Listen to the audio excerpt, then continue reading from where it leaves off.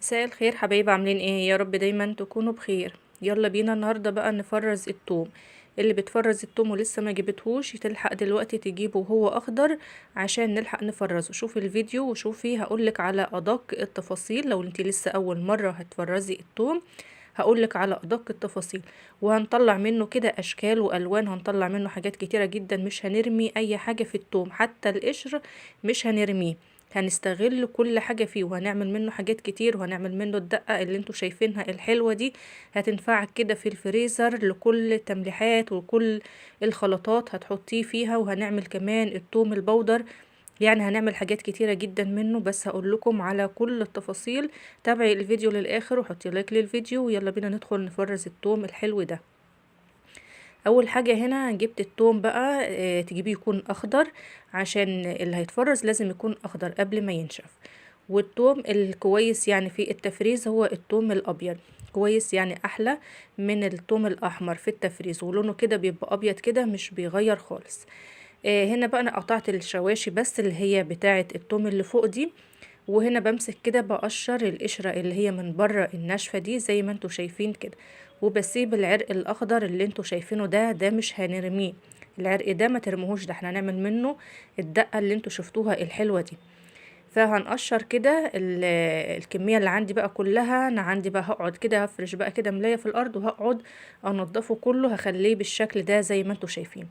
بس انا هعمل هنا وحدتين كده معاكم عشان هوريكم ان انا كده هعمل ايه. اول حاجة بقطع كده العرق الاخضر ده، يعني بشيل لو جزء فوق كده بشيله، وبروح اسماه كده شقاه بالنص، بيبقى فيه كده عصاية ناشفة كده، جزء ناشف كده في النص، فده تشيليه. بقية العصاية الناشفة دي هتكون هنا جوه راس التوم، هنشيلها دلوقتي عشان هنا بقى وانت بتفرمي التوم في الكبة ولا حاجة ايه ما تكسرلكيش الكبة. بعد كده القشر هنا اللي على راس التوم ده اوعي ترميه، يعني ده كنز بقى قشر التوم ده.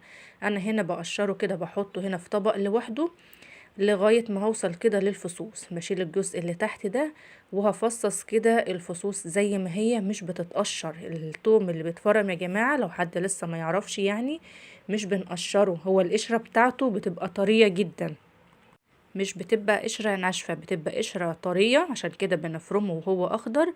بيسهل علينا بقى، مش بنقعد نقشره. هنا ده الجزء التاني اللي انا قلت لكم عليه، اللي هي العصاية الناشفة اللي بتبقى بقيتها كده في راس التوم من جوه، جيت شيليها.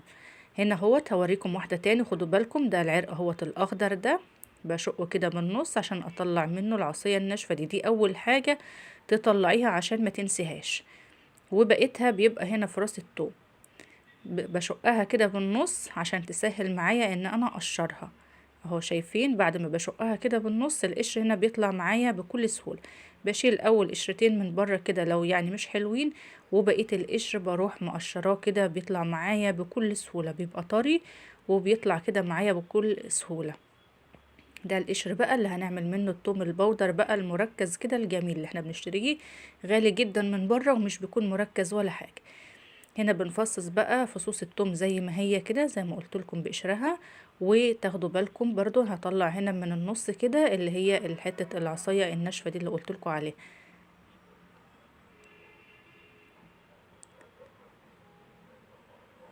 اهو شايفين واخدين بالكم، دي كده اهم حاجة تطلعيها من راس التوم. هكمل انا بقى بقية الكمية عندي كده، واحط كل حاجة لوحدها، قشر التوم لوحده، والعرق الاخضر ده لوحده، وفصوص التوم لوحدها. وبعد كده نشوف بقى هنعمل ايه. بعد ما خلصت بقى الكمية اللي عندي هبدأ بأول حاجة هنا وهي قشر التوم ده عشان أكسب وقت. ولعت فرن بوتاجاز جنبي يسخن شوية، وحطيت قشر التوم كده في صينية كده كبيرة، وزعته وأحطها على الشبكة في النص، وهدي النار، تكون النار هادية خالص. وكل شوية من وقت للتاني أشيلها، أطلع الصينية بره، أقلبها، أديله كده تقليبة، وأدخله تاني لغاية ما ينشف كده معايا وياخد لون ذهبي. كده حطيته كده خلاص في الفرن عشان يعني اكسب كده وقت قصادي. هنا بقى هنجيب بقى نفرم التوم، بحط كده زي ما هو كده في الكبة. طب لو ما عندكيش كبة بقى افرميه في المفرمة بتاعة الفلافل، اللي هي بتاعة الفلافل وبتاعة البسكوت دي، بتفرمه برضو حلو قوي.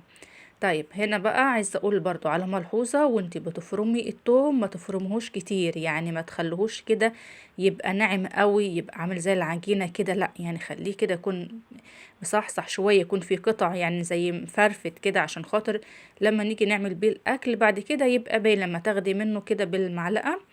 يكون باين يعني ان هو توم كده، بيكون مجروش كده شوية، يعني فاهمين قصدي، ما يبقاش ناعم قوي كده. هو التوم كمان بيبقى طري فبيتفرم بسرعة. هنا كل شوية بشيل كده الكبة بتاعتي، وبدي تقليبة للثوم من فوق ومن تحت عشان كله يتفرم بمستوى واحد. ما يتفرمش اللي تحت ينعم قوي واللي فوق يكون لسه يعني خشن. فانا كل شوية كده بفتح بديها تقليبة كده، بقلبهم في بعضه وبعدين بروح فرماه تاني. بس ما تزوديش عليه الفرم يعني زي ما قلتلك. بعد كده خلاص بقى بشيل هنا السكينة بتاعة الكبة، وهنا بقى عشان احط بقى الملح. الملح كده يعني على الكمية اللي انتوا شايفينها دي، الشفشق كده بتاع الكبة، بحط معلقتين كبار من الملح، معلقتين كبار من بتوع الاكل، وقلبي فيه الملح كويس، قلبيه كده كويس، وبعدين عبي في البرطمانات. بس اوعي تحطي الملح في الثوم وهو قبل ما يتفرم، لان لو حطيتي الملح الاول وفرمتيه بيه بيعمل ميه وبيعجن بقى كده، بتلاقي الثوم بقى عمل زي العجينه، بينزل ميته. انت تفرميه لوحده وبعدين تحطي الملح في قلب الشفشق كده بتاع الكبه، وتعبي بقى في برطمانات ازاز زي كده بتاعت الصلصه بتاعت النسكافيه، تكون مغسوله كويس قوي وناشفه. ما تخافوش، البرطمانات الازاز مش بتتكسر ولا حاجه في الفريزر، مش بيجرالها اي حاجه. او برطمانات ممكن بلاستيك، يعني ده او ده اللي موجود عندك عبي فيه. ممكن في ناس بتعبي في اكياس، بس يعني مش بفضله قوي، لان هنا في البرطمان بيبقى افضل. بتاخدي كده تطلعي البرطمان وتاخدي منه بالمعلقه وتقفليه تاني وتشيليه. في اي برطمانات يعني موجوده عندك بلاستيك، الازاز اللي احنا بنجيبها بتاعه الصلصه بتاعه النسكافيه بتاعه المربى بتاعه العسل، اي برطمانات دي كده يعني تغسليها كويس قوي وتنشفيها وتعبي فيها. هنا بقى انا بطلع كده وانا واقفه قشر الثوم، بيبقى بالشكل ده يا جماعه، عشان لو انتوا اول مره هتعملوه ما تقلقوش، هو بيدي لون كده، اللون اللبني، اللون الاخضر اللي انتوا شايفينه ده. فعشان ممكن لو حد اول مره يعمله يقول مثلا ده باظ مني او حاجه، لا، هو بيدي اللون ده كده اثناء ما هو في الفرن لغايه ما يتحمص. بعد ما بفرم بقى التوم كده بتاعي، هنا بروح بقى ايه العرق اللي هو الاخضر ده، بشوف لو في ورق من بره كده يعني ناشف كده او مجلد، فبشيله عشان ده مش هيطحن معايا في الكبة. وباخد اللي جوه ده الاخضر ده وبقطعه كده شوية عشان اسهل الفرم في الكبة. ملحوظة تانية، البرطمان اللي بتعبيه توم وانت بتفرمي على طول تشيليه في الفريزر، البرطمان اللي تعبيه تروحي شايلاه في الفريزر، ما تحوشيش جنبك، او تقولي افرم التوم مرة واحدة وبعدين املحه واشيله، لا احنا مش بنفرم طعمية، مش هيبقى حلو خالص وريحته بقى تبقى زعقة كده. فالبرطمان بعد ما تملحي كده على طول البرطمان اللي تعبيه تشيليه على طول في الفريزر. هنا بقى العرق الاخضر اللي قلت لكم بقى عليه الطري ده توم يا جماعه، ده توم اخضر. هنا بقى قطعت معاه فلفل احمر، فلفل اخضر، رومي او حامي، عشان نعمل الدقه بتاعتنا. طيب لو انت بقى مش موجود عندك فلفل، ممكن تفرميه لوحده كده بالملح وتشيليه في برطمان، ويبقى وقتها وقت ما تعوزي تعملي حاجه تفرمي عليه الفلفل وتزوديه عليه. بس لما بتضيفي هنا الفلفل عليه بيبقى اسهل، لان بتبقى كده الدقة يعني جاهزة في البرطمان. وهنضيف كمان هريسة شطة. هريسة الشطة دي اللي انا بكون مخزناها كده عندي، بحط كده معلقتين كبار، وهحط كمان الملح معلقتين كبار من الملح، وهقلبهم بقى كويس قوي كده، وكده تبقى عندي اجمل دقة. بقى عايزة تملحي بقى بدنجان، تملحي طماطم، تحطي منها في تملحة سمك مشوي. بصوا في كل حاجة اللي احنا بنحتاج فيها الدقة دي هتكون بقى جاهزة عندك في برطمان كده في الفريزر، وقت ما تعوزي تطلعي وتاخدي منها بالمعلقة على طول. لو عايزة بقى تضيفي عليها كمون في وقتها تضيفي، وهتضيفي الليمون، بس دول انا بسيبهم لوقت ما بعوز يعني. عايزة تضيفي بقى الكمون والليمون في وقتها.